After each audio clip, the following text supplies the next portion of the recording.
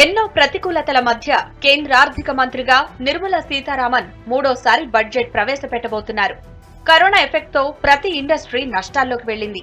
2018లో 8% ఉన్న దేశ జీడీపీ 2020 మార్చి కల్లా 3.12% పడిపోయింది. జూలై, ఆగస్టు, సెప్టెంబర్ త్రైమాసికంలోనూ 7.5% పతనమైంది. ఒక్క ఏడాదిలోనే ఓవరాల్ గా 7% పైగా నష్టపోయింది. ఆర్థిక వ్యవస్థను బలోపేతం చేసి కేంద్ర ఆదాయాన్ని పెంచే దిశగా బడ్జెట్లో కీలకమైన ప్రతిపాదనలు ఉండొచ్చంటున్నారు ఆర్థిక నిపుణులు. జనాల చేతిలో డబ్బులు పెట్టాలి, జనాల చేతులకి డైరెక్ట్గా పూరెస్ట్ ఆఫ్ ది పూర్ ఫ్యామిలీస్కి డబ్బులు అందించాలి. నిరుద్యోగులకి దేశవ్యాప్తంగా నిరుద్యోగ వృత్తి పథకం ఒకటి రావాలి. అలాగే ఇంకోటి ఏంటంటే ఈరోజు ఈ దేశంలో కావాల్సింది స్మాల్ అండ్ మీడియం ఎంటర్ప్రైజెస్. ఈ దేశంలో ఉపాధి కల్పించడంలో చాలా పెద్ద పాత్ర, చాలామందికి భారీ ఎత్తున దెబ్బతిని ఉన్నాయి. ఈరోజు సమస్తం నాశనం అయిపోయి ఉన్నాయి. ఎంఎస్ఎంఈలకు ఒక రెస్క్యూ ప్లాన్, వాటిని కాపాడటానికి ఒక ప్రణాళిక కావాలి. ఎంఎస్ఎంఈని తక్షణం ఆదుకోవడానికి ఒక ప్రణాళిక కావాలి.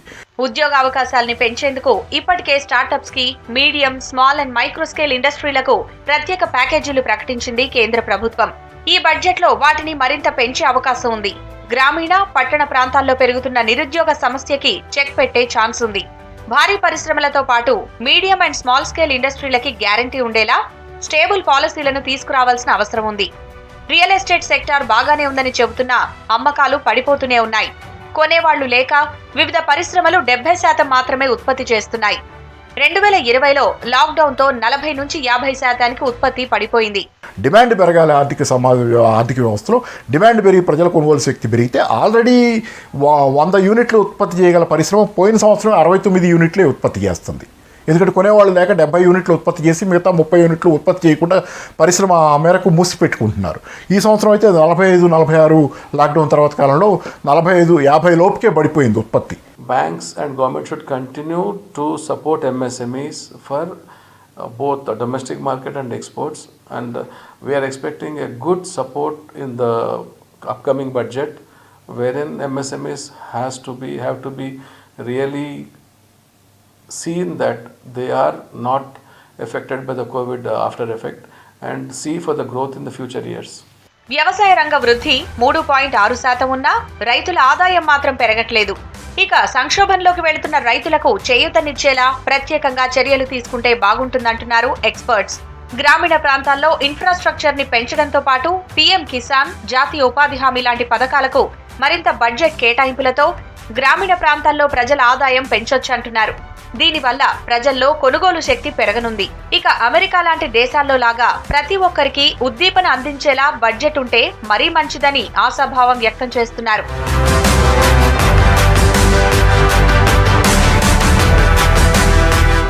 ప్రతి ఒక్కరికి అందాల్సింది విద్య, వైద్యం, ఆహారం.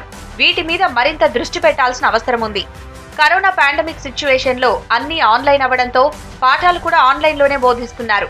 స్మార్ట్ ఫోన్ కొనే స్తోమత లేని వారు మన దేశంలో కోట్లలో ఉన్నారు. స్మార్ట్ ఫోన్ కొన్నా ఇంటర్నెట్ సదుపాయాలు లేని గ్రామాలు వేలల్లోనే ఉన్నాయి. ఇలాంటి ప్రాబ్లమ్స్ కి బడ్జెట్ లో ఎలాంటి కేటాయింపులు ఉంటాయో చూడాలి. వైద్యం అందరికీ అందాలంటే హాస్పిటల్స్ లో అత్యుత్తమ ఎక్విప్మెంట్ తో పాటు డాక్టర్లను పెంచాల్సిన అవసరం ఉంది. 1000 మంది జనాభాకి ఒక డాక్టర్ ఉండాలి. కానీ 11,000 మందికి కూడా ఒక డాక్టర్ లేని పరిస్థితి మన దేశంలో ఉంది. భారత్ లో ఇప్పటికే 6 లక్షల మంది డాక్టర్లు, 20 లక్షల మంది నర్సుల కొరత ఉంది. దీంతో ప్రత్యక్షంగా, పరోక్షంగా చాలా మంది ఇబ్బంది పడుతున్నారు. ఓవరాల్ బడ్జెట్ లో హెల్త్ సెక్టార్ కి 6.5% నిధులు కేటాయించాలి. కానీ కేంద్ర రాష్ట్ర ప్రభుత్వాలు రెండూ కలిసి 1% కూడా బడ్జెట్ కేటాయించట్లేదంటున్నారు నిపుణులు. ఈ దేశంలో ఉన్న జనాభాలో వరల్డ్ హెల్త్ ఆర్గనైజేషన్ లెక్కల ప్రకారము ప్రతి 1000 మంది జనాభాకు ఒక డాక్టర్ ఉండాలి. మన లెక్కల ప్రకారము వాస్తవంగా ఉన్నది 11,000 మంది కూడా ఒక డాక్టర్, అలోపతి డాక్టర్ లేరు. 6 లక్షల మంది డాక్టర్ల కొరత ఉంది ఇక్కడ. 20 లక్షల మంది నర్సులు ఇక్కడ లేరు. ఏ వైద్య వ్యవస్థ ఎంత దుర్భరంగా ఉంది అంటే 6.5% జీడీపీలో ఉండాలి. మన వాళ్ళు పెడుతున్నది ఎంత? 0.30% సెంట్రల్ గవర్నమెంటు, మిగతాది స్టేట్ గవర్నమెంట్లు కలిపి 1% మించి మనకు ఆరోగ్య రంగం పైన పెట్టుబడి. గతంలో కార్పొరేట్ ట్యాక్స్ల మినహాయింపుతో ఖజానాపై భారీ భారం పడింది. దీంతో ఈసారి కార్పొరేట్ సంస్థలకు పెద్దగా మినహాయింపులు ఉండకపోవచ్చంటున్నారు నిపుణులు. ఉద్యోగులు, ట్యాక్స్ పేయర్లు మాత్రం 5 లక్షల లోపు ఆదాయం ఉన్నవారికి పన్నులు పూర్తిగా మినహాయింపునిస్తే బాగుంటుందని అభిప్రాయపడుతున్నారు. కరోనా టైంలో తమపై కొంచెం భారమైనా తట్టుకునే శక్తి లేదంటున్నారు. ఇక ఈ బడ్జెట్ హౌసింగ్ సెక్టార్ కి మాత్రం అనుకూలంగానే ఉంటుందంటున్నారు. ప్రతి ఒక్కరికి పక్కా ఇళ్లు ఉండాలని చూస్తున్న కేంద్ర ప్రభుత్వం ప్రధానమంత్రి ఆవాస్ యోజన స్కీమ్ కి ఎక్కువ కేటాయింపులు చేసే అవకాశాలున్నాయి. ఇంటి రుణాలను కూడా 1.5 లక్షల నుంచి 2 లక్షలకు పెంచే అవకాశాలున్నాయి.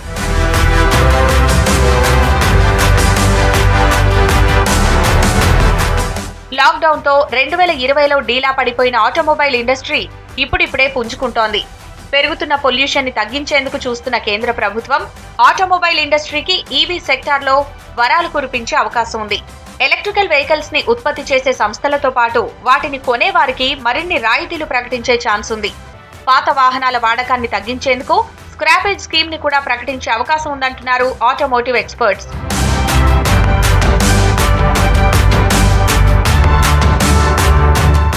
కరోనాతో జరిగిన నష్టాన్ని పూడ్చేందుకు కోవిడ్-19 రిలీఫ్ స్పెషల్ ప్యాకేజీని ప్రకటించింది కేంద్ర ప్రభుత్వం.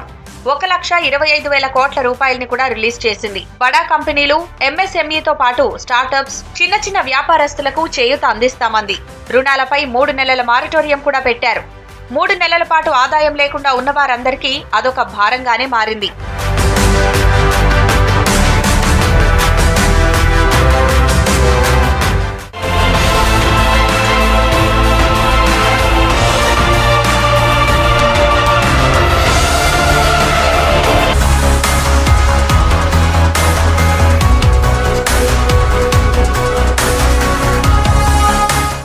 బడ్జెట్లో అమలుపరచాల్సిన పలు అంశాలపై ప్రతిపాదనలతో కూడిన డిమాండ్స్ వెల్లువెత్తాయి. ఇందులో చాలా డిమాండ్స్ పన్ను రాయితీల పెంపుకు సంబంధించినవే. ప్రత్యేకించి మిడిల్ ఇన్కమ్ క్లాస్ గ్రూప్తో పాటు సాలరీడ్ క్లాస్కి చెందిన డిమాండ్సే ఎక్కువ.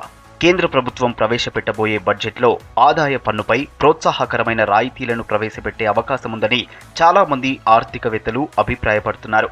ఇన్కమ్ ట్యాక్స్లో రాయితీలను ఇవ్వడం ద్వారా ఆర్థిక వృద్ధి రేటు వేగంగా పుంజుకునేందుకు తోడ్పడుతుందని భావిస్తున్నారు.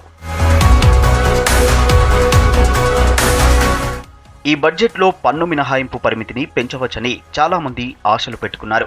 సాలరీడ్ క్లాస్ను సంతృప్తిపరిచేందుకు పన్ను మినహాయింపు పరిమితిని పెంచకపోయినా కనీసం రాయితీల పరిమితిని పెంచే అవకాశముందని ఇన్కమ్ ట్యాక్స్ కన్సల్టెంట్స్ చెబుతున్నారు. ఆర్థిక వృద్ధిని వేగవంతం చేసేందుకు ప్రభుత్వం పన్ను రాయితీలను ప్రవేశపెట్టే అవకాశముందంటున్నారు నిపుణులు. ప్రజల్లో అంటే ఇవాళ పూర్తిగా ఏదో నిజంగా మరి ఇలా ఆర్థిక వ్యవస్థ కొంత నెగటివ్ గ్రోత్ రేట్ తగ్గించుకున్నాం కానీ సమస్యలు లేవని కాదు. ఇవాళ పేద మధ్యతరగతి ప్రజలు కావచ్చు, ఉపాధి రంగం కావచ్చు, టూరిస్ట్ రంగం కావచ్చు, టెలికాం అండ్ మిగతా అనేక మన ఈ రియల్ ఎస్టేట్ రంగం కూడా కావచ్చు, ఇలా అనేక రంగాలు చాలా కుదేలైనటువంటి పరిస్థితి కనబడుతుంది. ప్రస్తుతం 2.5 లక్షల నుంచి 5 లక్షల లోపు ఆదాయం ఉన్నవారు 5% ట్యాక్స్ స్లాబ్లో ఉన్నారు.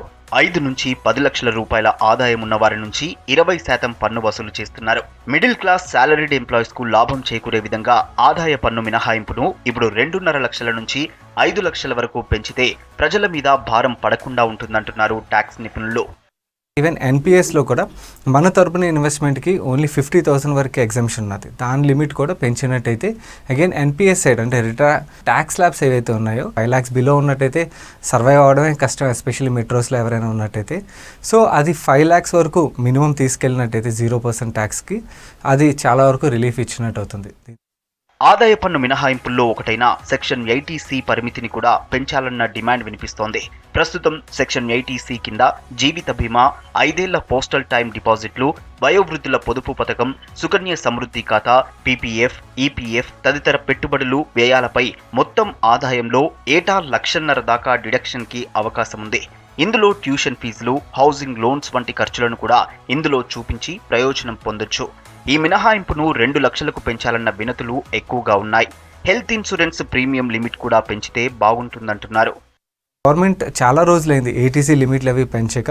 సో ఆ ఏటీసీ లిమిట్లు అవి పెంచినట్టయితే ఎవరైతే ఇన్వెస్టర్లు ఉంటారో వాళ్ళకు కూడా కొంచెం ఇన్సెంటివైజ్ చేసినట్టు అవుతుంది. చాలామంది హోమ్ లోన్తో ఇప్పుడు housing sector, real estate sector బాగా స్లంప్లో ఉన్నది. ఆ సెక్టర్ని ఇలాంటి పీరియడ్లోని ఇంట్రెస్ట్ ఆన్ హోమ్ లోన్ ఏదైతే ఉంటుందో దాని లిమిట్ 2 lakhs నుంచి ఇంకొంచెం పెంచినట్టయితే ఈవెన్ హౌసింగ్ సెక్టర్లో డిమాండ్ పెంచినట్టు అవుతుంది. అలాగే ప్రతి ఒక్కరికి ఇల్లు కొనుక్కోవడానికి, అలాగే ట్యాక్స్ సేవ్ చేసుకోవడానికి కూడా హెల్ప్ఫుల్ అవుతుంది.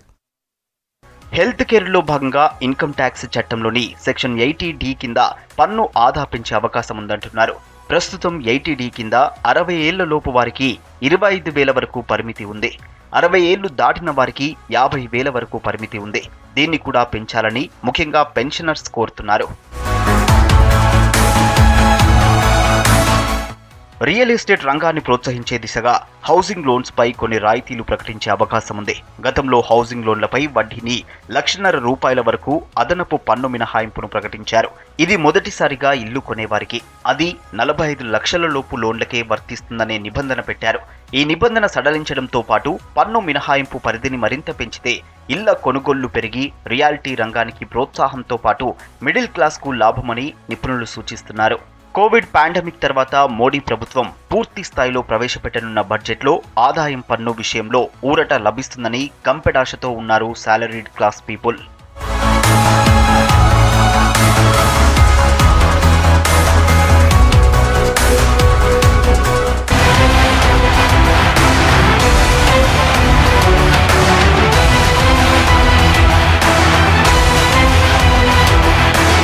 మోడీ ప్రభుత్వంపై రియల్ రంగం భారీ ఆశలను పెట్టుకుంది. బడ్జెట్ నుంచి భారీ ప్రయోజనాలు ఆశిస్తున్నారు వ్యాపారులు.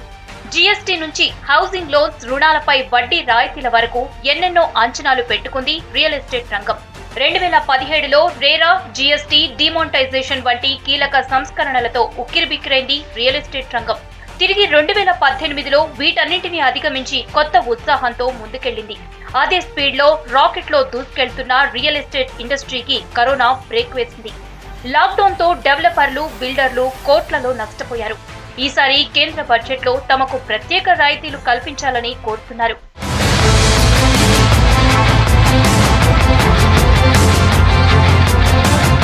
రియల్ రంగానికి ఇండస్ట్రీ స్టేటస్ కల్పించాలని ఎప్పటి నుంచో డిమాండ్ వినిపిస్తోంది. ఈ స్టేటస్ ఉంటేనే real sector, bank and finance కంపెనీల నుంచి సులువుగా లోన్స్ పొందే అవకాశం ఉంటుంది. తక్కువ వడ్డీకే లోన్లు పొందే సౌలభ్యం లభిస్తుంది. ఇలా చేయటం వల్ల రియల్ కంపెనీలతో పాటు కస్టమర్లకు మేలు జరుగుతుందని భావిస్తున్నారు డెవలపర్లు. రియల్ ఎస్టేట్, కన్స్ట్రక్షన్ వ్యాపారులకు ఫండింగ్ వచ్చేలా చేయాలంటున్నారు. Housing sector and real estate sector in general కనుక తీసుకుంటే, హౌసింగ్ అంటే మనకు ఈ పిఎంఐవై స్కీమ్స్లో వీటన్నిటిలో కూడా దాంట్లో కూడా ఇంకా కొంచెం is of the funds flow అనేది ఉండాలి. Though it is controlled and monitored and managed by the PMO office. But ఇంకా అంటే దాన్ని గవర్నమెంట్ వాడుకోగా కూడా ప్రైవేట్ సెక్టర్ను వాడుకునేలా కూడా చేయడం. అండ్ స్పెషలీ ఇక్కడ ఈ ఇండస్ట్రీస్ ఏదైతే మన మిడ్ సెగ్మెంట్, అఫోర్డబుల్ సెగ్మెంట్లో ఏదైతే సెంట్రల్ గవర్నమెంట్ ఇండస్ట్రీ స్టేటస్ ఇచ్చి ఈ సెగ్మెంట్లో చేసిన వాళ్ళందరికీ ఇన్కమ్ ట్యాక్స్ ఎగ్జంప్షన్ దగ్గర నుండి అదర్ బెనిఫిట్స్ ఇస్తున్నారు. దీన్ని కూడా కొంచెం ఎక్స్టెండ్ చేయాల్సినటువంటి అవసరం ఉంది. రియల్ రంగంపై కేంద్ర బడ్జెట్లో జీఎస్టీ కూడా తగ్గించాలని కోరుతున్నారు బిల్డర్లు. సిమెంట్, స్టీల్ తో పాటు ఇతర వాటికి జీఎస్టీ ఎక్కువగా ఉందని, వాటిని తగ్గించాలని కోరుతున్నారు. సిమెంట్కి 28% జీఎస్టీ ఉందని, దాన్ని 18% తీసుకురావాలంటున్నారు. అలాగే క్యాపిటల్ గూడ్స్, ఇన్పుట్ సర్వీస్లపై కూడా జీఎస్టీ తగ్గించాలని రిక్వెస్ట్ చేస్తున్నారు రియల్ ఎస్టేట్లు. వన్ నేషన్ వన్ ట్యాక్స్ అంటున్న కేంద్ర ప్రభుత్వం రియల్ రంగానికి మాత్రం ల్యాండ్ కన్వర్షన్, నాలా పర్మిషన్ ట్యాక్స్లు, రిజిస్ట్రేషన్ ఫీజులు, జీఎస్టీ ఇలా అనేక పన్నులు వేయటం సరికాదంటున్నారు. అందరికీ ఇల్లు ఉండాలన్న ప్రధాని నరేంద్ర మోడీ లక్ష్యం నెరవేరాలంటే సర్వీస్ ట్యాక్స్ లేదా రిజిస్ట్రేషన్ ట్యాక్స్ తీసేయాలంటున్నారు. అప్పుడే సామాన్యులకు ఇళ్లు తక్కువ రేట్లో దొరుకుతాయంటున్నారు. రెరా డెఫినేషన్ ప్రకారం మేము అమ్మేది ఒక స్థిరాస్తి కాబట్టి జీఎస్టీ అనేది మొత్తం తీసేయాలి. ఈ రియల్ ఎస్టేట్ రంగానికి జీఎస్టీ వర్తించకూడదు. వెదర్ రిజిస్ట్రేషన్ ఛార్జెస్ తీసుకోండి ఇమూవబుల్ ప్రాపర్టీ కింద, లేదా ఇది సర్వీస్ అనుకున్నప్పుడు మేము ఒక ఇన్వాయిస్ రేజ్ చేస్తాము, అది సేల్ కింద ట్రీట్ చేయండి, మళ్ళీ రిజిస్ట్రేషన్ డిపార్ట్మెంట్ పొమ్మని అడగకూడదు. Only one tax you take it. Government of India కనుక వన్ నేషన్ వన్ ట్యాక్స్ కింద ఓన్లీ రిజిస్ట్రేషన్ ఛార్జెస్ కనుక ఛార్జ్ చేస్తే, జీఎస్టీ ఎగ్జామ్షన్ ఇస్తే చాలా వరకు కూడా అఫోర్డబుల్ హౌసింగ్ అనేది సామాన్యులకు, మిడిల్ క్లాస్ వాళ్ళకు అవైలబిలిటీ ఉంటుంది. రియల్ ప్రాజెక్టులపై సింగిల్ విండో క్లియరెన్స్ విధానాన్ని తీసుకురావాలని కోరుతున్నారు. దీని ద్వారా రియల్ ప్రాజెక్టుల టైం లైన్ పెరగటమే కాకుండా రియల్ రంగం అభివృద్ధికి దోహదపడుతోంది. ఫలితంగా రియల్టర్లతో పాటు కస్టమర్లకు ప్రయోజనం చేకూరుతుందంటున్నారు. కేంద్ర బడ్జెట్లో రియల్ రంగంలో హోమ్ లోన్లు తీసుకున్న కొనుగోలుదారులకు వడ్డీ రేటులో రాయితీ పెంచుతారని భావిస్తున్నారు. హౌసింగ్ లోన్లలో వడ్డీపై విధించే పన్ను పరిమితిని ప్రభుత్వం పెంచినట్లయితే దేశవ్యాప్తంగా లక్షల మంది కొనుగోలుదారులకు ఎంతో మేలంటున్నారు. సెంట్రల్ గవర్నమెంట్ ఏదైతే ఇప్పుడు మనం చాలా రోజుల నుంచి మనం అనుకుంటున్నామో, across India it's a one అంటే ల్యాండ్ సర్వీస్కు సంబంధించినటువంటి లిటిగేషన్స్ వీటన్నిటిని కూడా ఈ బడ్జెట్లో దానికి కొంత బడ్జెట్స్ ఇచ్చేసి వీటన్నిటిని అంటే డాక్యుమెంట్ టైటిల్స్ మీద మనకు టైటిల్ గ్యారంటీ అనేది ఒకటి కనుక తీసుకొచ్చామంటే చాలా బాగుంటుంది. అండ్ మెటీరియల్కి సంబంధించినటువంటి ప్రైస్ గ్యారంటీ అనేది ఇచ్చేస్తే మిగతా అన్ని ప్రోడక్ట్స్ మీద ఉన్నటువంటి కంట్రోల్ లాగానే దీని మీద కూడా ఉంటుంది. రియల్ రంగంలో గ్రీన్ ప్రాజెక్టుల కోసం పన్ను రాయితీలు ఇప్పించాలంటున్నారు. ప్రస్తుతం గ్రీన్ బిల్డింగ్ నిర్మాణంపై ఖర్చు అధికంగా ఉండటంతో మెజారిటీ డెవలపర్లు పెట్టుబడి పెట్టేందుకు జంకుతున్నారు. గ్రీన్ బిల్డింగ్స్ ని ప్రోత్సహించడానికి రాయితీలు ఇస్తే బిల్డర్లు గ్రీన్ టెక్నాలజీపై దృష్టి సారించే అవకాశాలున్నాయంటున్నారు. దేశ జీడీపీలో కీ రోల్ పోషిస్తున్న రియల్ ఎస్టేట్ రంగం మరింత అభివృద్ధి చెందితే లక్షల మందికి ఉపాధి అవకాశాలు పెరుగుతాయంటున్నారు. నిర్మాణ రంగంలో ఉన్న ఎంప్లాయీస్ కి స్కిల్ డెవలప్మెంట్ కోసం కూడా పలు ప్రోగ్రామ్స్ తీసుకురావాలంటున్నారు.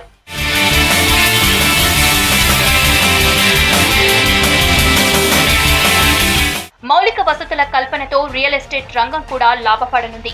రెసిడెన్షియల్, కమర్షియల్ కాంప్లెక్స్ లకు సరైన రవాణా సదుపాయాలుంటే కొనుగోలుదారులు లబ్ధి పొందుతారు. ఇది డెవలపర్స్ తో పాటు వినియోగదారులకు ప్రయోజనకరంగా ఉండనుంది.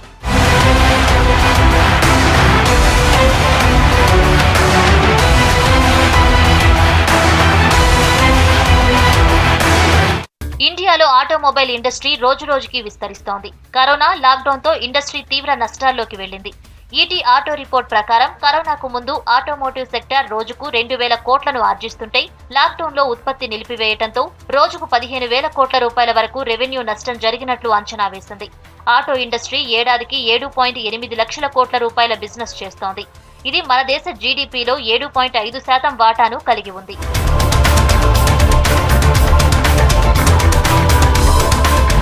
కరోనాతో దేశీయ కంపెనీలతో పాటు గ్లోబల్ కంపెనీలు కూడా కుదేలయ్యాయి. లాక్డౌన్ తర్వాత వాహనాల కొనుగోళ్లు పెరుగుతున్నా లాక్డౌన్ లో సేల్స్ పూర్తిగా పడిపోవటం, లాక్డౌన్ ఎత్తేశాక మ్యానుఫ్యాక్చరింగ్ యూనిట్లలో ఉద్యోగుల కొరతతో ఇంకా పూర్తి స్థాయిలో కోలుకోలేని పరిస్థితుల్లో ఉంది ఆటోమోటివ్ ఇండస్ట్రీ. కరోనాకు ముందు ప్రతిరోజు దేశవ్యాప్తంగా 55,000కు పైగానే కొత్త వాహనాలు రోడ్లపైకి వచ్చేవి. లాక్డౌన్ అనంతరం పరిస్థితి మారినా ఇంకా పూర్తి స్థాయిలో పాత స్థితికి మాత్రం రాలేదు. భారత్ లో పెరుగుతున్న పొల్యూషన్ కి వెహికల్స్ కూడా ఒక కారణం కావడంతో ఈ సమస్య నుంచి బయటపడటానికి ప్రభుత్వం ఎలక్ట్రికల్ వెహికల్స్ ని ప్రమోట్ చేసేందుకు ముందుకొచ్చింది. 2030 వరకు పెట్రోల్, డీజిల్ ఇంజిన్ తో వచ్చే కొత్త కార్లను మార్కెట్లోకి తీసుకురాకుండా చేయాలని చూస్తోంది కేంద్రం. ఎలక్ట్రికల్ వాహనాలను ప్రమోట్ చేయాలంటూ ఆటోమొబైల్ కంపెనీల నుంచి వచ్చే వెహికల్స్ కి ప్రత్యేక రాయితీలు కల్పించాలని కోరుతున్నారు. పొల్యూషన్ తగ్గించే వాహనాలను తయారు చేయాలంటే కొంత ఎక్కువ ఖర్చు అవుతుంది. దీంతో కస్టమర్స్ కి ఎక్కువ భారం పడుతుంది. సెంట్రల్ మోటార్ వెహికల్స్ రూల్స్ 1989 చట్టాన్ని గతేడాది సవరించిన కేంద్ర ప్రభుత్వం ఎలక్ట్రిక్ వెహికల్స్ కొనేవారికి రిజిస్ట్రేషన్ ఫీజుని రద్దు చేసింది. We are very, very optimistic that government will take the cognizance of the fact that we are all going through the tough times.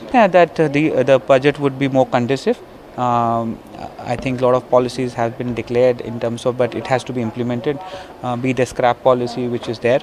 We expect that it has to be implemented soon, so that we can take it forward. And also, if you look at in two-wheeler space, it's the industry which gives the last mile connectivity, mobility rather connect. So with that respect, we definitely expect that, and we are confident that the government will definitely come up with a more budget which is more friendly for this industry. దేశీయంగా electrical, battery vehicles ని produce చేయాలనుకుంటున్న కంపెనీలకు ప్రత్యేకంగా రాయితీ ఇవ్వడంతో పాటు ఒక ప్రత్యేక బాడీని ఏర్పాటు చేస్తే బాగుంటుందంటున్నారు ఇండస్ట్రీ ఎక్స్పర్ట్స్. ఈ బాడీ ద్వారా ఎలక్ట్రికల్ వెహికల్ కంపెనీలను ప్రమోట్ చేయొచ్చంటున్నారు. వచ్చే బడ్జెట్ లో ఎలక్ట్రిక్ వెహికల్స్ పై ప్రత్యేక మినహాయింపు ప్రకటించే అవకాశం ఉన్నట్లు చెబుతున్నారు.